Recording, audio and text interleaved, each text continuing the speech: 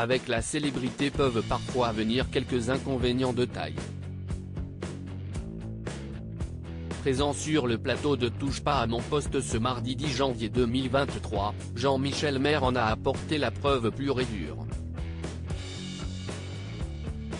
Encore choqué par sa récente mésaventure, le chroniqueur sulfureux a révélé avoir été victime d'une tentative de chantage et d'extorsion de fonds.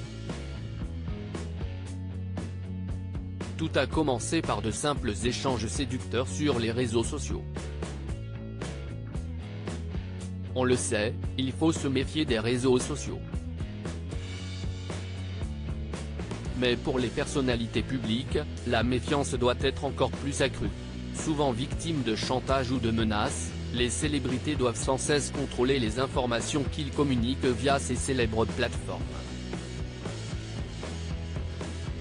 Pour Jean-Michel Maire, la tentation a été trop forte.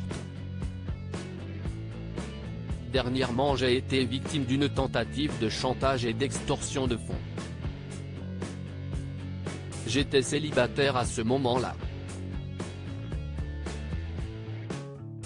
Et comme par hasard, quand on est un peu connu, on reçoit beaucoup plus de messages de jeunes filles jolies, que quand on est dans l'ombre, a-t-il commencé à expliquer face à Cyril Hanouna et les autres chroniqueurs.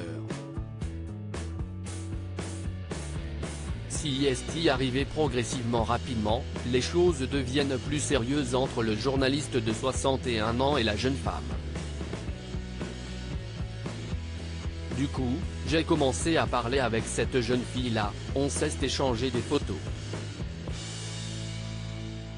Moi, j'étais en pleine confiance parce que ça faisait tellement de temps qu'on parlait. Puis si est arrivé progressivement, on s'est échangé des messages, on se racontait nos vies, si est devenu plus intime. A-t-il continué? Certain de pouvoir faire confiance à cet inconnu, Jean-Michel Maire finit malheureusement par déchanter. Un jour, un journaliste du magazine Public, que je connais un peu, m'a appelé en me disant « Est-ce que si est normal qu'on reçoive des photos intimes de toi à la rédaction ?» J'ai écrit à la personne, et sachant qu'elle était dévoilée, elle m'a tout de suite dit qu'elle réclamait 25 000 € pour cesser d'essayer de vendre les photos en question à la presse, a-t-il ajouté avant de conclure.